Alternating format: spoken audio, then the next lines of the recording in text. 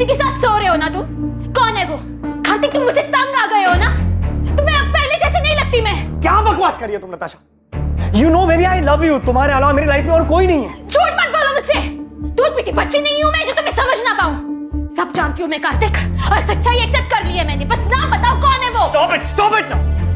मैं तुमसे प्यार करता हूं, इसका ये मतलब नहीं तुम जो भी बकवास करोगी मैं चुपचाप सुन लूंगा। ये रोज रोज के नखरे से मैं परेशान हो गया हूं। हाँ, परेशान तो हो गई मुझसे।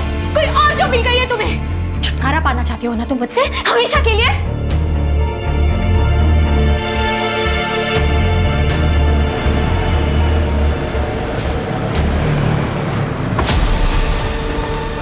अरे कार्तिक सुन।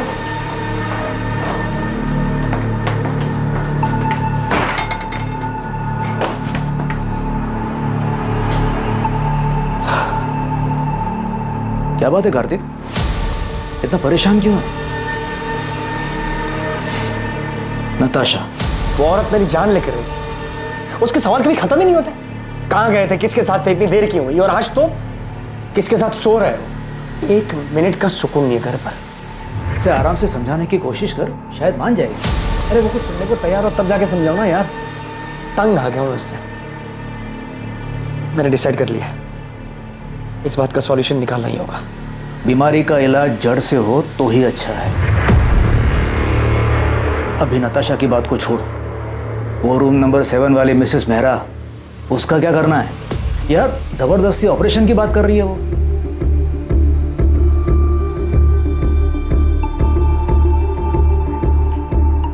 क्या हुआ? आप बहुत डिस्टर्ब लग रहे हैं। इसमें कौन सी नई बात है?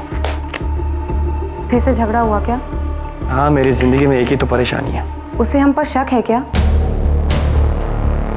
कार्तिक की बात अगर सच निकली तो क्या सच में उसका अफेयर नहीं हुआ था? मैं अपने पति को अच्छी तरह से जानती हूँ। मुझसे उब गया है, छुटकारा पाना चाहता है वो मुझसे, पर मैं ऐसा कभी होने नहीं दूंगी। मैं तुम्हारे साथ हूं नताशा। आगे जो कुछ भी करना है सोच समझ के करना होगा।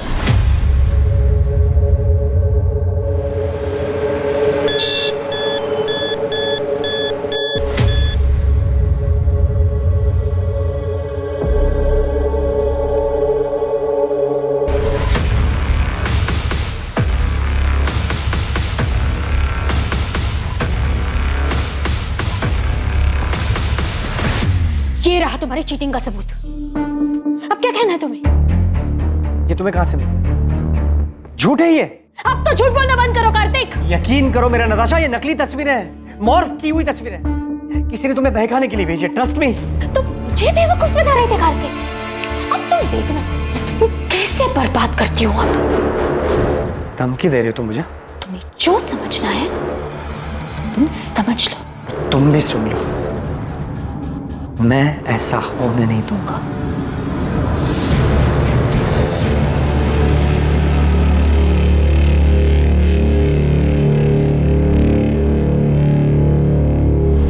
नहीं हुआ।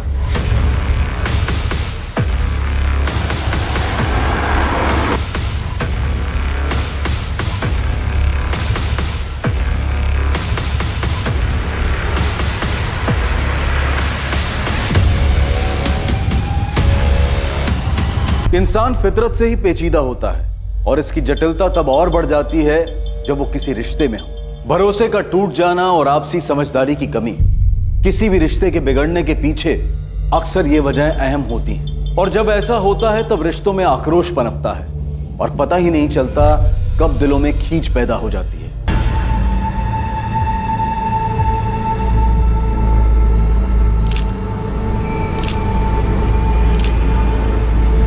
सर, विक्टिम को स्टैब किया गया है। गला दबाने के निशान भी साफ दिखाई दे रहे हैं और चेहरा भी बिगाड़ दिया गया है ताकि विक्टिम की पहचान को छुपाया जा सके। बॉडी पर और कोई भी जेवर नहीं है सिवाय इस ब्रेसलेट।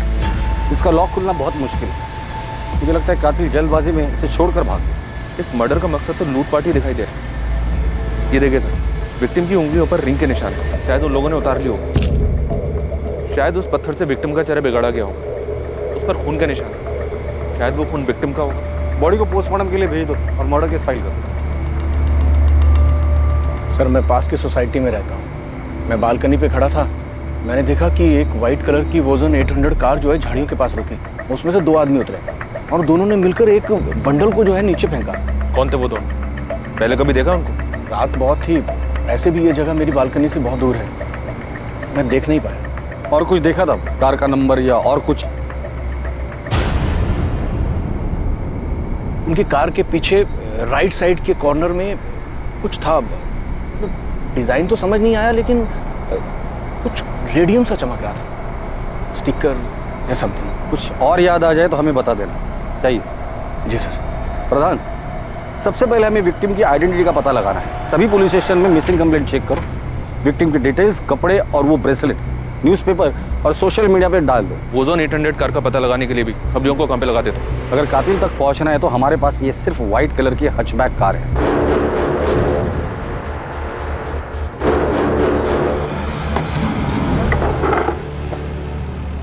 राजीव, किसी को शक तो नहीं होगा ना कि ये गाड़ी मेरी थी?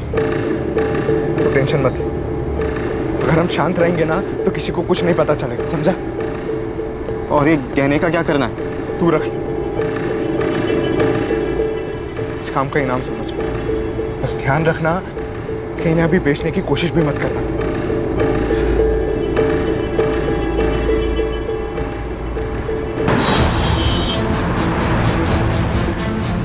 पुलिस ने अपना काम शुरू कर दिया और अगली सुबह सभी अखबारों में उस अज्ञात महिला की हत्या की खबर छपी। अज्ञात पीड़िता से जुड़ी जानकारी को सोशल मीडिया पर भी इस उम्मीद के साथ शेयर किया गया कि कोई ना कोई इस मृत महिला को पहचान लेगा। मुखबिरों को भी सक्रिय कर उस रेडियम स्टिकर वाली ओजोन 800 कार का पता लगाने के लिए कहा गया, जिसका इस्तेमाल विक्टिम की लाश को ठिकाने लगाने के लिए किया गया था। पल्लवी मैम, हाँ, क्या हुआ सरिता? वो शास्त्री नगर वाले केस में उन तीनों बच्चों को कहाँ बेचा गया इसका पता चल गया। किसी चांद बेगम के कोठे पे हैं वो तीनों, डीबी रोड के रेड लाइट एरिया में। तुम ऐसा करो, अंजलि और पूजा से बात करो, उनसे कोऑर्डिनेट करके उन्हें कहो कि डायरेक्टली स्पॉट पर ही पहुंच जाए। मैं इंस्पेक्टर सिंह से बात करती हूँ, इस बार हमें तुरंत रेड करनी पड़ेगी। Okay ma'am. विक्टिम की एज 28 और 32 साल के बीच की है। टोटल 4 बार उसे स्टैब किया गया है। मर्डर वेपन जैसे कोई तेज धार वाला हथियार जैसे चाकू। स्टैबिंग के साथ साथ विक्टिम का गला भी दबाया गया है। दम घुटने की वजह से विक्टिम की मौत हुई है। कातिल नहीं चाहता था कि विक्टिम किसी भी हालात में जिंदा बचे। बॉडी पर काफी स्ट्रगल मार्क्स है, जैसे विक्टिम ने काफी हाथ पैर मारे होंगे, लेकिन उसे काबू में करने के लिए एक आदमी काफी नहीं होगा। इसलिए ऐसा लग रहा है कि हत्यारे एक से ज्यादा होंगे, but I am not sure. कोई सेक्सुअल असॉल्ट? नहीं, but victim was sexually active. मौत का समय क्या होगा? कल रात 10 और 12 के बीच। अज्ञात महिला की हत्या की खबर जंगल में लगी आग की तरह गुरुग्राम में फैल गई। पुलिस उम्मीद में थी कि उन्हें पीड़िता के बारे में कोई ना कोई जानकारी जरूर मिलेगी जो पीड़िता को एक नाम देने में मददगार साबित होगी। और जल्द ही उनका इंतजार खत्म हुआ और ऐसी एक खबर ने उनके दरवाजे पर दस्तक दी। सर, मुझे पक्का यकीन है कि ये मेरी पड़ोसी नताशा है, नताशा गिल। मैंने कई बार उसे इन कपड़ों में देखा है। कपड़ों के साथ साथ ये जो गोल्डन ब्रेसलेट आप देख रहे हैं, ऐसा सेम ब्रेसलेट नताशा के पास था। आप श्योर हैं कि ये नताशा का ही है? हाँ सर, मैं पूरी तरीके से श्योर हूँ, क्योंकि उसी का ब्रेसलेट देखकर मैंने खुद के लिए सेम ब्रेसलेट बनवाया था। ये देखिए। Wow Natasha, such a beautiful bracelet. Thank you. मैंने ना स्पेशली डिजाइन चूज करके बनवाया था। क्या मैं सेम डिजाइन का ब्रेसलेट खुद के लिए बनवा लूं? Sure, why not? आपने बताया कि नताशा आपके पड़ोस में रहती है? हाँ सर, इनफैक्ट यहाँ आने से पहले मैंने नताशा के घर जाकर चेक भी किया था।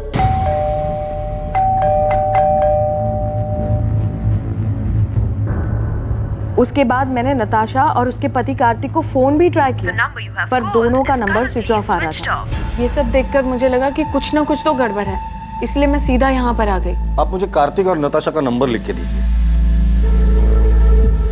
वैसे ये दोनों काम क्या करते हैं? सर, कार्तिक डॉक्टर है और उसका खुद का नर्सिंग होम भी है, fit and care nursing home, जो जीवन चौक पर है। और नताशा टीचर है, स्कूल में हायर क्लासेस को पढ़ाती है। नताशा और कार्तिक के बीच रिलेशन कैसा था?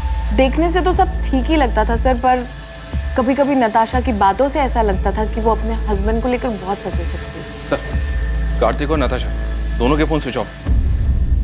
कोई और नंबर है? मेरा मतलब है माँ बाप या कोई रिलेटिव? नहीं सर, मेरे पास तो कोई नंबर नहीं है, पर आप उज्ज्वला से पूछ सकते हैं। वो मेरे यहाँ काम करती है और नताशा के यहाँ पर भी वही काम करती है।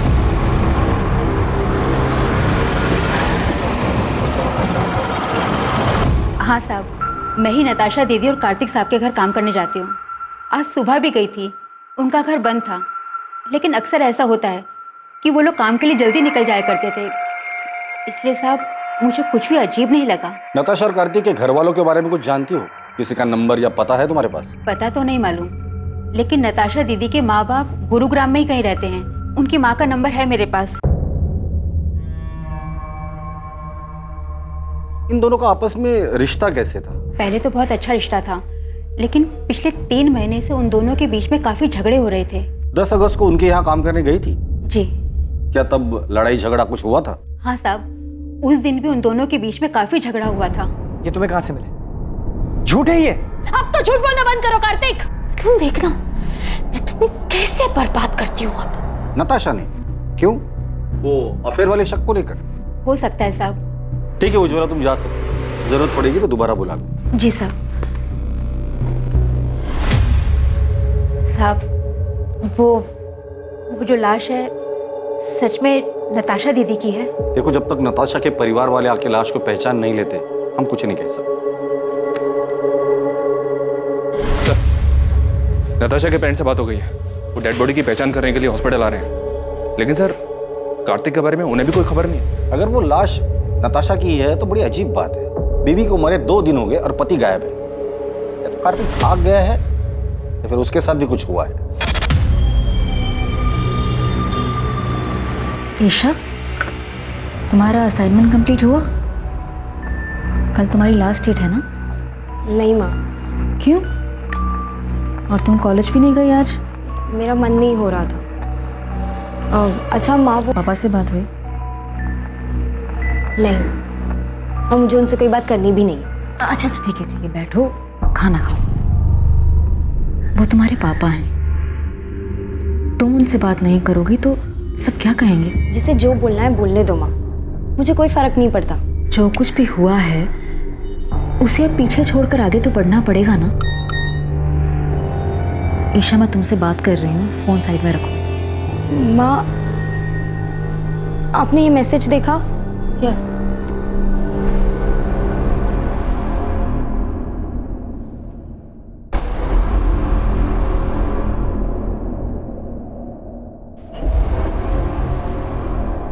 ये आपकी बेटी नताशा के? नताशा के बाई एड़ी में एक काला निशान है, बचपन से।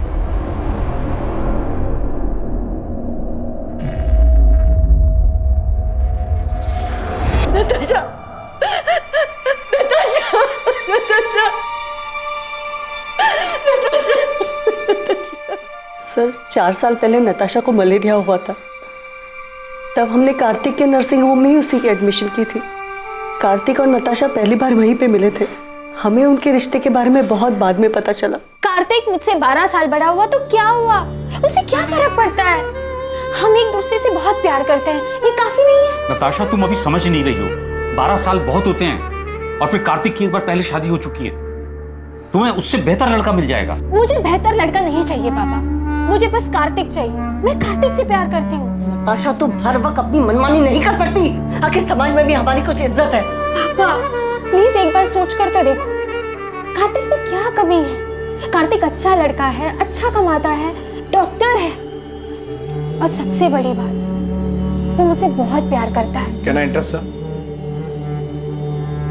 सर, मैं आपसे वादा करता हूं मैं नताशा का ख्याल रखूं। आपको कोई शिकायत का मौका नहीं दूंगा। तुम्हारा पहले डाइवोर्स क्यों हुआ था?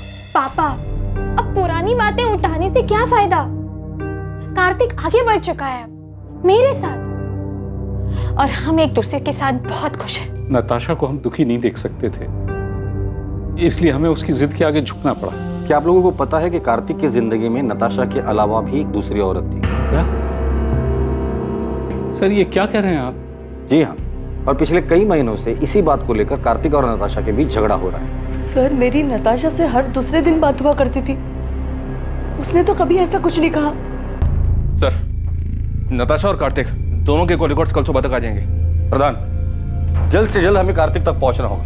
पहले उसकी बीवी नताशा की डेड बॉडी हमें मिलती है, फिर पता चलता है कि उसके लाइफ में नताशा के अलावा दूसरी औरत भी, और इन सब के बीच ये कार्तिक कहाँ गायब हो गया पता नहीं। हो सकता है सर कार्तिक के कॉल रिकॉर्ड से हमें उस दूसरी औरत का पता चल जाए।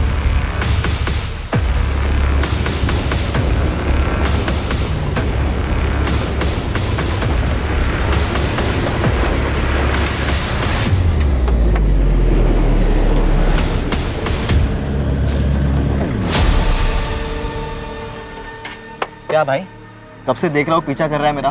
कौन है तू? अरे मेरा एक दोस्त है सतीश, मुझे लगा उसकी गाड़ी है। अबे कौन है सतीश? मैं किसी सतीश को नहीं जानता। पिछले 10 साल से ये गाड़ी मेरे पास है। ऐसे कैसे हो गया? नंबर तो वही है। अबे ये गाड़ी मेरी है। टाइम बर्बाद कर रहा है मेरा। चल निकल। फिर मुझसे ही गलती हुई होगी, नंबर गलत याद होगा। सॉरी। हाँ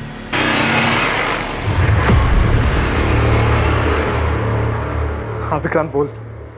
राजीव, वो एक आदमी मेरा पीछा कर रहा था गाड़ी से। पीछा कर रहा था?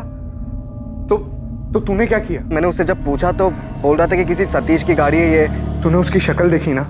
वो दिखने में कैसा था? मतलब पुलिस वाला लग रहा था क्या तुझे? नहीं, पुलिस वाला तो नहीं लग रहा था वो। तू फालतू में टेंशन ले रहा। अबे हमने पीछे कोई सबूत छोड़ा ही नहीं है, कोई तुझ तक नहीं पहुंच पाएगा विक्रांत। ठीक है राजीव। सर, कॉल रिकॉर्ड्स के हिसाब से नताशा रात को 10 बजे अपने घर वाले एरिया से बाहर निकली थी। फिर उसका फोन एक जगह से दूसरी जगह लगातार मूव होता रहा और 1 घंटे बाद तकरीबन रात को 11 बजे उसका फोन स्विच ऑफ हो गया। उसके फोन पर लास्ट कॉल रात को 9:30 बजे था सर, 44756 इस नंबर से। मतलब कॉल आने के आधे घंटे बाद वो घर से निकली, जरूर कॉलर से मिलने गई। किसका नंबर है ये? नंबर भी स्विच ऑफ है सर, इसकी भी डिटेल्स निकलवा रहा हूँ। कार्तिक का कुछ पता चला? उसके कॉल रिकॉर्ड्स क्या कहते हैं? सर 10 अगस्त की रात को कार्तिक का फोन रात को 11:50 पर स्विच ऑफ हुआ था। उसका last location new Delhi airport है। मतलब मर्डर करके सीधा भागने का प्लान था। सर कार्तिक के कॉल रिकॉर्ड में 2 नंबर्स और मिले। एक है मोना सहगल का और दूसरा है डॉक्टर अभय सचदेवा का। कार्तिक ने फोन स्विच ऑफ करने से जस्ट पहले इस डॉक्टर अभय सचदेवा को कॉल किया था। ये अभय उसी के नर्सिंग होम में उसके साथ काम करता है। और ये मोना? ये भी कार्तिक के नर्सिंग होम में नर्स है सर। कार्तिक और मोना के बीच पिछले 3 महीनों से काफी बातें हो रही थी। कार्तिक का जिसके साथ अफेयर चल रहा है वो दूसरी औरत मोना ही है। पता नहीं इस मोना को पुलिस स्टेशन बुलाओ और तुम फिट एंड के नर्सिंग होम में जाकर डॉक्टर अभय से मिलो और कार्तिक के बारे में पता करो। नताशा का मर्डर हो गया? कब? कैसे? और कार्तिक, क्या उसे पता है? ये तो आप बेहतर बता सकते हैं। आप क्या कह रहे हैं सर? 10 अगस्त की रात को 10 से 12 के बीच नताशा का मर्डर होता है और उसी दौरान कार्तिक आपको कॉल करता है। काम हो गया? हाँ हो गया। उसकी लास्ट लोकेशन एयरपोर्ट है और उसके बाद से उसका फोन स्विच ऑफ है। कहाँ छुपा हुआ है कार्तिक? सर कार्तिक सर मुंबई गए हैं मेडिकल कॉन्फ्रेंस के लिए। 10 तारीख की रात की उनकी फ्लाइट थी। मेडिकल कॉन्फ्रेंस के लिए गया तो फोन क्यों स्विच ऑफ? सर मुझे नहीं पता, बल्कि मैंने और अभय सर ने तो कई बार उनका नंबर ट्राई किया है। अच्छा, तुम्हारे और कार्तिक के बीच रिलेशन क्या है? वही सर जो एक डॉक्टर और नर्स के बीच में होता है। ये तुम दोनों के कॉल रिकॉर्ड। नर्सिंग होम में दिन भर काम करने के बाद हर रात इतनी देर किस बात पर डिस्कशन करते हो तुम दोनों? नताशा को मारने का प्लान तुम दोनों ने मिलकर बनाया था? नहीं सर, ऐसी कोई बात नहीं है। ऐसे कैसे कोई बात नहीं है डॉक्टर अभय? कार्तिक ने उस रात को लास्ट कॉल आपको ही किया था। जी वो नर्सिंग होम की सप्लाईज के बारे में बात करनी थी। क्या बात करनी थी? कंसाइनमेंट डिले हो गया था ना, उस बारे में। किस चीज का कंसाइनमेंट? कहाँ से आने वाला था और कब आने वाला था? जी वो डॉक्टर अभय, आप झूठ बोल रहे हैं। अभी आप हमें सीधी तरह से बताइए कि कार्तिक ने नताशा के मर्डर के बारे में आपको क्या बोला? आप गलत समझ रहे हैं सर। मैं आपको सब सच सच बताता हूँ। हमारे हॉस्पिटल की एक नर्स ने एक पेशेंट को गलत दवाई दे दी थी, जिस वजह से उसकी कंडीशन बहुत सीरियस हो सकती थी। वो तो फॉर्चुनेटली टाइम पे पता चल गया और सब संभल गए। सर यही चेक करने, कंफर्म करने के लिए कार्तिक ने मुझे कॉल किया था। तो मतलब मर्डर के साथ साथ आप लोग मेडिकल नेग्लिजेंसी को भी कवर अप करते हैं? हाँ सर, मैं मानती हूँ कि मेरा और कार्तिक का अफेयर है, लेकिन नताशा के मर्डर के बारे में मुझे कुछ भी नहीं पता। तो मर्डर वाली रात तुम दोनों साथ में क्या कर रहे थे? तुम दोनों की सेल लोकेशन से साफ पता चलता है कि मर्डर वाली रात तुम दोनों रात 9 बजे से लेकर 11 बजे तक साथ में थे। एक्चुअली हम लोग ब्लू मून होटल में थे। लेकिन नताशा को हमारी फोटोज कहाँ से मिली? यही तो मेरी समझ में भी नहीं। धमकी भी दे रखी है मुझे, वो मुझे बर्बाद कर देगी। तो अब आगे क्या करना है? इससे पहले कि नताशा नाम का सरदर्द नासुर बने, मुझे इसका जड़ से इलाज करना होगा। तो नताशा से छुटकारा पाने के लिए कार्तिक ने नताशा को रास्ते से ही हटा दिया? सर उस रात मैं और कार्तिक साथ में ड्रिंक कर रहे थे। नताशा ने जीना मुश्किल कर दिया। हर रोज नए ड्रामे करती है। आज तो पता नहीं कहाँ से उसे मेरे और मोना के फोटोज हाथ लगे। लेकिन उसके पास फोटोग्राफ्स आए कहाँ से? पता नहीं यार कहाँ से मिले। लेकिन अब इस बात का परमानेंट सॉल्यूशन ढूंढना है। मतलब कार्तिक ने नताशा को मारने की बात की थी? सर मुझे नहीं पता कि कार्तिक ने ऐसा क्यों कहा, उसके कहने का क्या मतलब था, लेकिन मैं कार्तिक को अच्छे से जानती हूँ, वो ऐसा बिल्कुल भी नहीं कर सकता।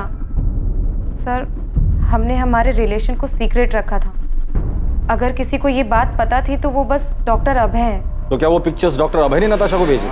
नहीं सर, भला मैं क्यों नताशा को कार्तिक और मोना के पिक्चर्स दूंगा, वो पहले इतना परेशान था। रही बात नताशा के मर्डर की, तो सर मुझे नहीं लगता कार्तिक ऐसा कुछ करेगा। कार्तिक मुंबई में जिस मेडिकल कॉन्फ्रेंस के लिए गया है, वहाँ किसी को बोल के उससे बात कर सकते हैं आप? सर कार्तिक का पता चल गया है, वो अभी मुंबई में ही है, बात हो गई है उससे, वो यहाँ गुरुग्राम के लिए निकल रहा है। कार्तिक को तो पता ही नहीं है कि उसकी वाइफ नताशा का मर्डर हो चुका है। जब उसको बताया काफी चौंक गया था।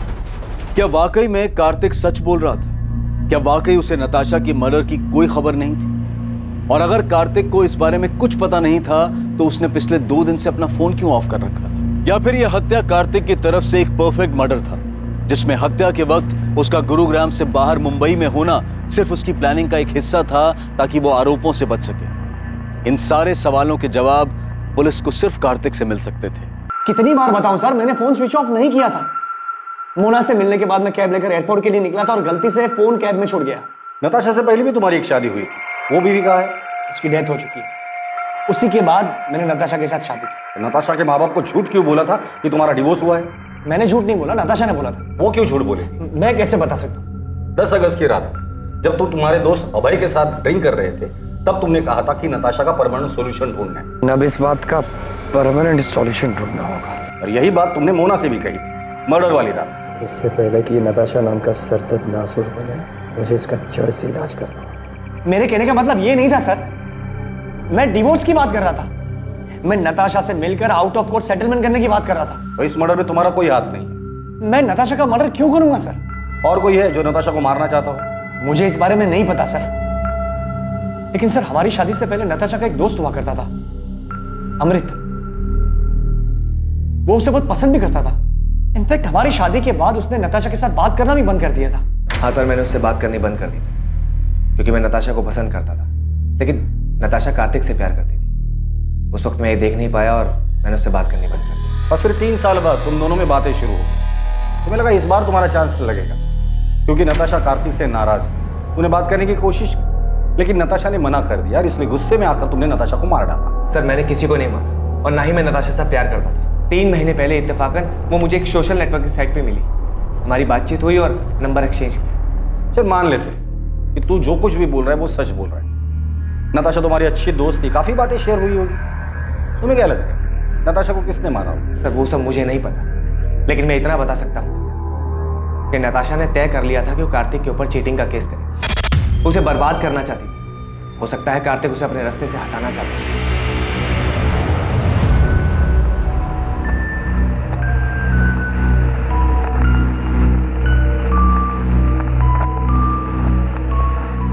ये कार्तिक तो हमारे साथ गेम खेल रहा है। मतलब? इसने हमसे कहा था कि इसकी एक्स वाइफ की डेथ हो चुकी है। तो क्या वो जिंदा है? वो जिंदा ही नहीं है सर, वो नताशा के क्रिमेशन में भी आई थी।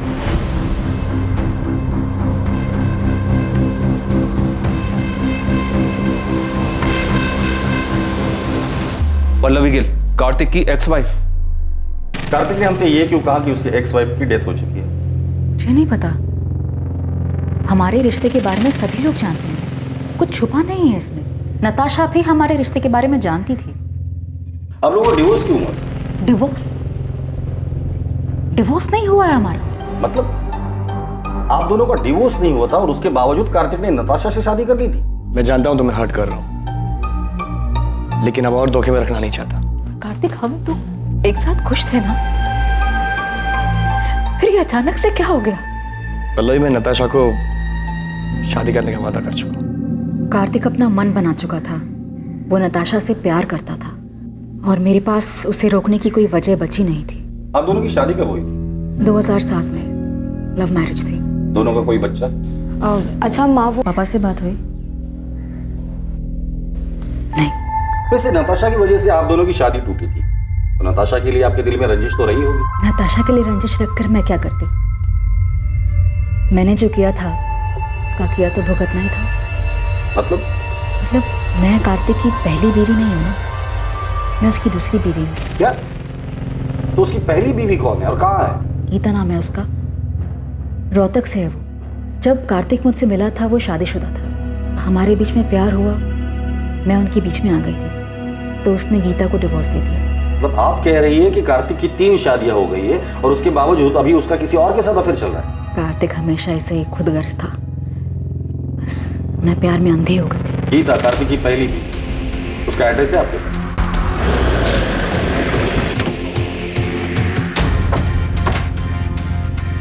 जगदीश अग्रवाल। हाँ सर मैं ही हूँ, लेकिन आप क्यों पूछ रहे हैं? 444756 ये तेरा नंबर है ना? हाँ सर, मैंने फ्री इंटरनेट के लिए लिया था। उसके फोन पर लास्ट कॉल रात को 9:30 बजे था सर। 444756 इस नंबर से। ये नंबर भी स्विच ऑफ है सर, इसकी भी डिटेल्स निकल पा रहा हूँ। अभी सच सच बोल, नताशा गिल को क्यों मारा? नताशा? सर ये कौन है और मैं किसी को क्यों मारूंगा? तू एडीआई कॉलेज में पढ़ता है ना? नहीं सर, मैं तो एसआरवी कॉलेज में पढ़ता हूँ। सर मुझे नहीं पता आप किस मर्डर की बात कर रहे हो।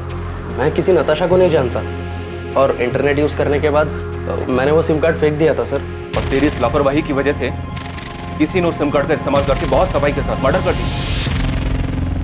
सच सच बता, नताशा के मर्डर में कहीं तेरा हाथ तो नहीं? दिमाग खराब हो गया तेरा? क्या बोलना क्या चाहता तू? पुलिस को तुझ पे शक। उस रात तूने कहा था कि तू नताशा से काफी परेशान था, उससे पीछा छुड़ाने के लिए कुछ करने की सोच रहा था। अभय, मैं मुंबई से लौटने के बाद नताशा के साथ डिवोर्स देने की सोच रहा था। ये बात तू मुझे उस रात भी कह सकता था। मुझे भरोसा नहीं मुझ पर। मैं तुझ पे भरोसा करना चाहता हूँ, एंड आई ट्रूली होप कि तू सच बोल रहा है।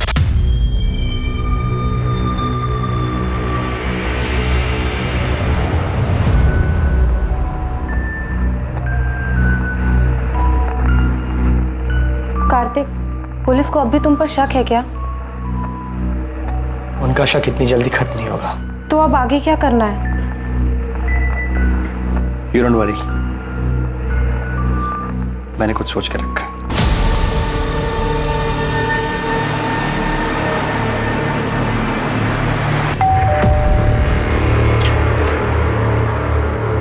गीता कक्कड़ जी।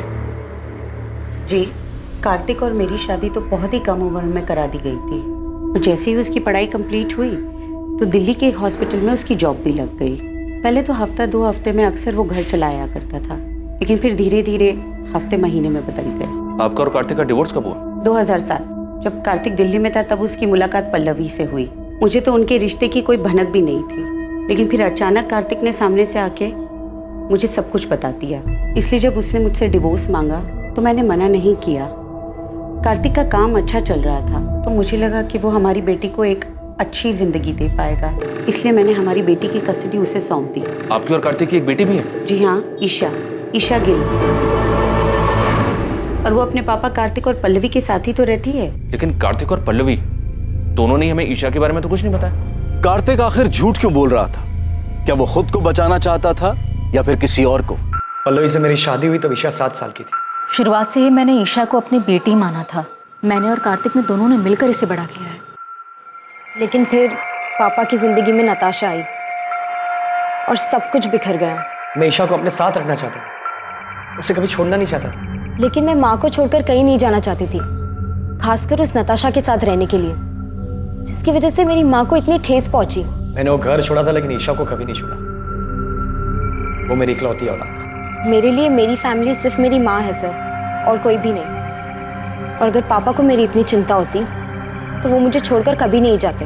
कार्तिक, पल्लवी और ईशा तीनों से बात करके सिर्फ फैमिली ड्रामा सामने आ रहा है। अभी तक हमारे पास किसी के खिलाफ कोई सबूत भी नहीं है और ना ही कोई वजह। सर, कार्तिक के कॉल रिकॉर्ड्स के हिसाब से भी उसकी और नताशा की लोकेशंस अलग अलग है।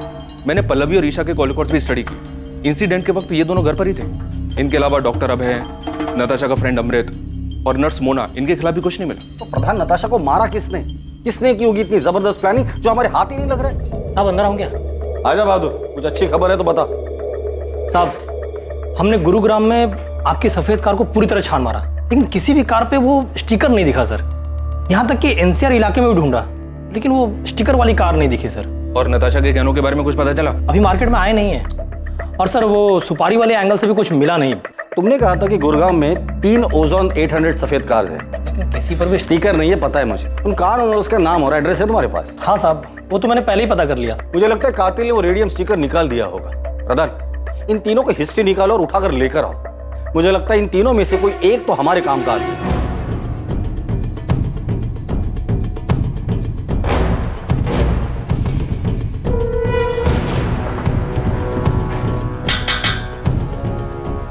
क्या हुआ सर? विक्रांत मेरा वो मेरा बेटा है, कहाँ है? वो तो गैरेज में गया है काम करने। विक्रांत जहाँ काम करता है वहाँ का एड्रेस दीजिए। सब क्या हुआ है मुझे?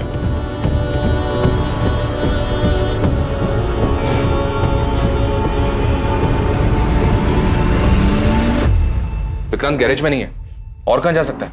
मुझे नहीं पता साहब।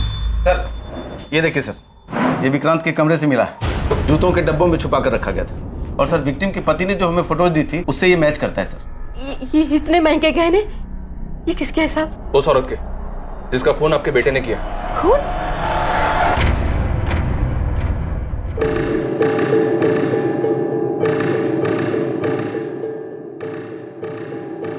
हाँ विक्रांत बोल। राजीव, अबे पुलिस मेरे घर तक पहुंच गई। तूने तो कहा था कि कुछ भी नहीं होगा। क्या बोल रहा है विक्रांत तू? अबे सच बोल रहा हूँ, बाल बाल बच गया मैं। तू अभी कहाँ पर है? एमडी नगर के वो पीछे वाली रोड पे गाड़ी में बैठा हूँ। राजीव, मुझे लगता है कि हमें पुलिस को सब सच सच बता ही देना चाहिए। तू 2-4 दिन के लिए गुरुग्राम से बाहर चले जा, है ना? तब तक मैं कोई प्लान बना लूंगा। मैं तुझे 2 दिन का वक्त दे रहा हूँ। अगर तूने मुझे इस झमेले से नहीं निकाला ना, तो मैं खुद ही पुलिस को जाकर सब सच सच बता दूंगा। सर, विक्रांत के फोन की लोकेशन डेड बॉडी मिलने वाली जगह से मैच हो रही है। टाइम भी उसी दौरान का है। विक्रांत के कॉल रिकॉर्ड से कुछ मिला? विक्रांत जिस नंबर पे रेगुलर टच में था, उन सारे नंबर्स की डिटेल्स निकलवा रहा हूँ सर। और वो मनोहर जिसने डेड बॉडी को गाड़ी से उतारते हुए देखा था, उसने बताया था 2 आदमी थे। एक तो ये विक्रांत ही है, दूसरे आदमी का पता लगाना बाकी है। विक्रांत का कुछ पता चला? विक्रांत के घर पे कांस्टेबल्स लगा दिए सर। विक्रांत और उसकी माँ का फोन ट्रैक कर रहे हैं। साहब, वो विक्रांत का पता चल गया साहब। मुझे क्या लगा था गाड़ी धोने से सबूत धुल जाएंगे। मेरी सफेद ओजोन 800 हमने फॉरेंसिक में भेज दी है, जिसमें नताशा के खून के ट्रेस मिल ही जाएंगे। इसलिए कोई भी कहानी सुनाने के बारे में सोचना भी मत। सीधे सीधे बता दे नताशा को क्यों मारा। सर मैंने उसको नहीं मारा, मैं तो उसका नाम तक नहीं जानता था। सर वो मेरा बचपन का दोस्त राजीव 9 तारीख को मुझसे मेरी गाड़ी लेकर गया था, और फिर 10 तारीख की रात को उसने मुझे कॉल किया किसी पीसीओ से और मोहल्ले के बाहर बुलाया मिलने के लिए। सर मैं फंस गया था, इसलिए मुझे उसके साथ जाना पड़ा क्योंकि मेरी गाड़ी उसके साथ थी। मैं उस औरत को नहीं जानता था सर, सच बता रहा हूँ। क्या हो गया राजीव? तेरा फोन क्या, तूने मुझे लैंडलाइन से क्यों कॉल किया था? तू अंदर आ, मैं सब बताता हूँ।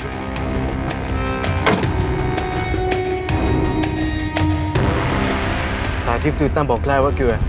कुछ बताएगा मुझे क्या हुआ? सर मैं प्यार के जुनून में अंधा हो गया था सर। उसे पाने के लिए जो बन पड़ा मैंने किया सर। किसके प्यार का जुनून था? नताशा के? नहीं सर, ईशा के। ईशा के लिए तूने नताशा को मार दिया? हाँ सर। तो ईशा ने तुम्हें कहा था नताशा को मारने के लिए? नहीं सर, उसकी माँ पल्लवी ने कहा था सर।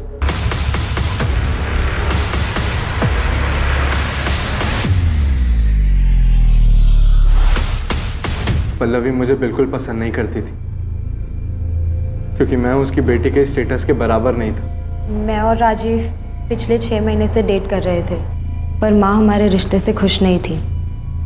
तकरीबन 1-1.5 महीने पहले मैंने राजीव को घर बुलाया था लंच पर, ताकि माँ उसे और जान सके। जब मैंने राजीव को घर पे देखा तो मुझे लगा कि इस मर्डर को अंजाम देने में मैं उसका इस्तेमाल कर सकती हूँ, इसलिए मैंने उसके सामने एक शर्त रखी। तुम अगर ईशा के साथ रहना चाहते हो, मेरा एक काम करना पड़ेगा। मैं आपकी बेटी से प्यार करता हूँ, और ईशा के साथ के लिए मैं कुछ भी करने के लिए तैयार हूँ। किसी की जान ले सकते हो? माँ, इस सब में आप राजीव को क्यों खींच रही हो? तुम्हारे साथ रहना चाहता है ना, तुम्हारा साथ नहीं दे सकता। राजीव नताशा को मारने के लिए तैयार था, पर ईशा नहीं चाहती थी कि वो किसी पछड़े में पड़े। मैं उसका इस्तेमाल नहीं कर सकती। हाँ, अगर वो तुमसे प्यार करता है तो तुम्हारे लिए इतना तो कर ही सकता है। लेकिन माँ, आप ऐसे कैसे किसी और की लाइफ डेंजर में डाल सकती हो? उसका तो इन सब से कोई लेना देना भी नहीं है। थोड़ा अकल से काम लो ईशा। कल को अगर नताशा के मर्डर की बात पुलिस तक पहुंच भी जाती है तो राजीव पर हम सारा ब्लेम डाल सकते हैं। माँ, अगर ये सब बात आप ना ही करो तो बेहतर होगा। राजीव पर प्यार का भूत सवार था। वो किसी भी तरह हमारे रिश्ते पर माँ की हामी चाहता था, इसलिए उसने मेरे लिए अपने सर पर इतना बड़ा खतरा उठा लिया। वो तो उसे करना ही था, बेवकूफ़ है वो। नताशा को कैसे मारा और क्यों? नताशा को मारने के लिए उसे उसके घर से बाहर निकालना ज़रूरी था, और मेरे कुछ भी कहने से वो घर से बाहर निकलने वाली थी नहीं। उसे कुछ मजबूत चारा देने की ज़रूरत थी। और फिर मैंने उसे वो चारा दी। ईशा की माँ कार्तिक और मोना के बारे में सब जानती थी, उसे सब पता था उनके अफेयर के बारे में। और यही बात मैंने एक अज्ञात कॉलर बनकर नताशा के कान में भरी। मैं उसे एक ऐसे नंबर से कॉल और मैसेज करता था जो मेरा नहीं था, मुझे कहीं पड़ा मिला था। और आगे का प्लान ये था कि धीरे धीरे मैं नताशा का विश्वास जीत लूँगा। और इन सब के लिए मुझे कार्तिक और मोना की एक पिक्चर चाहिए थी।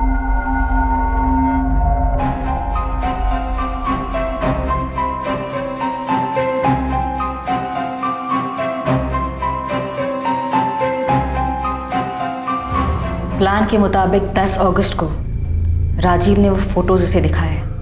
मुझे पता था नताशा वो फोटोज देखकर बहुत अपसेट होगी।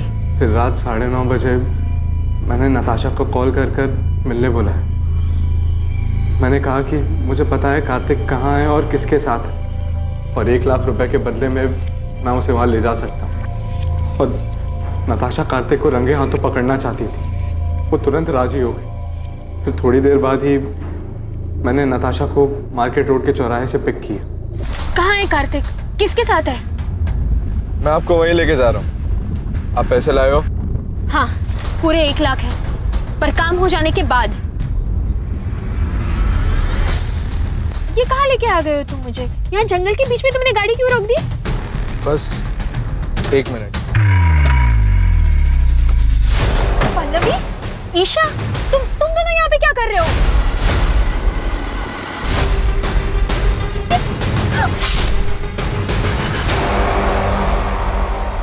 क्राइम कैसे हुआ ये तो आपने हमें बता दिया, पर एक सवाल अब भी बाकी है पल्लवी जी। क्यों? वजह क्या थी नताशा को मारने की? कार्तिक मेरा था, कानूनी तौर से भी और मन से भी। वो मेरा पति था और नताशा ने उसे मुझसे छीन लिया था, इसलिए मुझे उसको अपने रास्ते से हटाना था। लेकिन आप दोनों तो बहुत साल पहले अलग हुए थे, तो फिर क्यों? क्योंकि मैं कार्तिक को बहुत अच्छी तरह से जानती हूँ। शादी के दौरान भी उसकी कई सारे अफेयर्स हुए, पर हर बार वो मेरे पास लौट कर आया था।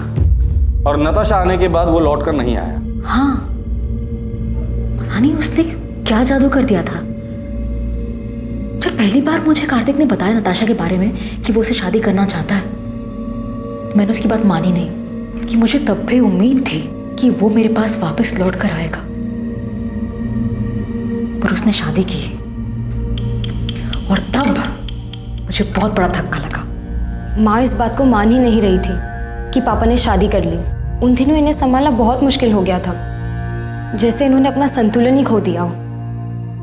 और इन सब के जिम्मेदार मेरे पापा थे, इसलिए मैं उनसे आज भी उतनी ही नफरत करती। धीरे धीरे सब ठीक होने लगा था, माँ की तबीयत भी संभलने लगी थी। पर कार्तिक गिल को हमारी खुशियां कहाँ मंजूर थी। कार्तिक, इतनी देर रात तुम यहाँ क्या कर रहे हो? पल्लवी, मैं तुमसे सॉरी। सॉरी पल्लवी। आराम से, आराम से।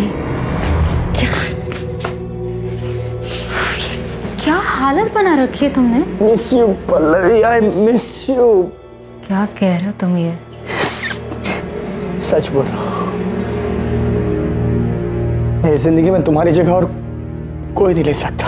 इतने सालों बाद अब तुम्हें मेरी याद आई है?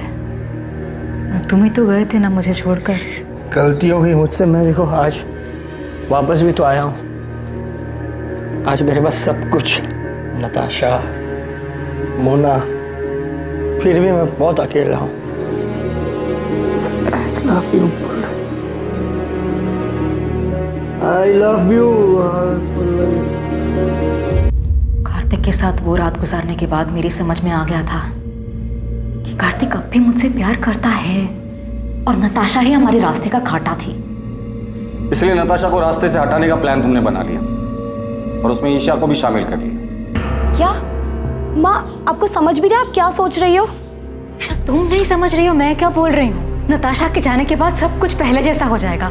हम सब लोग खुशी खुशी रहने लग जाएंगे। तुम्हारे पापा भी हमारे साथ रहेंगे। माँ प्लीज संभालो खुद को और मेरी बात को समझो। ये सब करने का कोई फायदा नहीं होगा माँ। पापा लौटकर नहीं आने वाले। प्लीज मेरी मदद करो। मैं अपनी माँ की तरह सपनों में नहीं जीती।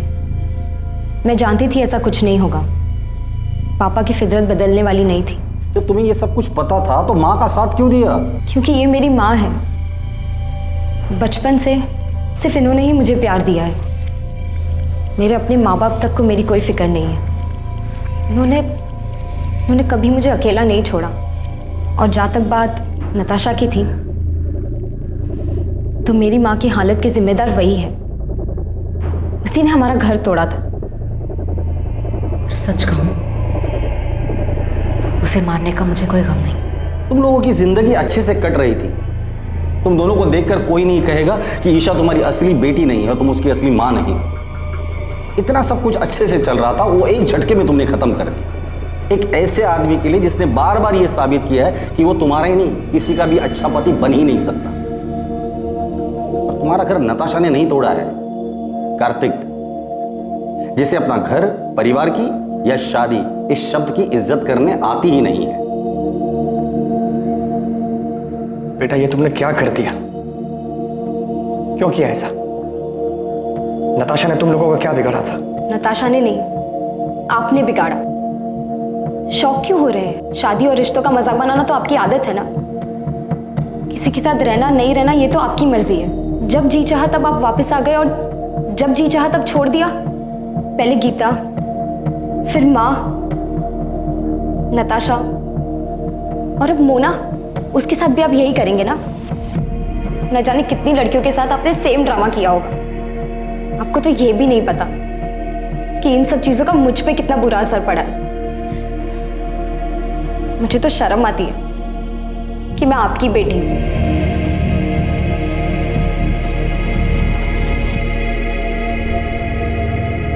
पल्लवी गिल, उसकी बेटी ईशा गिल और ईशा के बॉयफ्रेंड राजीव वालिया को नताशा की हत्या के आरोप में आईपीसी की धारा 302 और सबूत मिटाने के लिए आईपीसी की धारा 201 के तहत बुक किया गया है। राजीव का फ्रेंड विक्रांत मेहता, जो कि अपराध में इस्तेमाल हुई कार का मालिक था, उस पर आईपीसी की धारा 201 के तहत आरोप लगा है। पल्लवी हर हाल में कार्तिक को पाना चाहती थी, जिसके लिए उसने बिना कुछ सोचे समझे नताशा की हत्या कर दी। पल्लवी भावनात्मक रूप से उस हद तक पहुंच गई थी जहां तर्क और समझदारी बेकार लगने लगे थे, जहां पल्लवी को अपराध ही एकमात्र जरिया दिखाई दे रहा था और उसने इस जुर्म में ईशा को भी भागीदार बना लिया। बेशक पल्लवी गलत थी, लेकिन वो अकेली गलत नहीं थी। अगर ईशा चाहती तो अपनी मां को समझाकर इस जुर्म को होने से रोक सकती थी, लेकिन उसने भी अपने अंदर की कड़वाहट के कारण समझदारी, लॉजिक और कॉमन सेंस को दरकिनार कर दिया।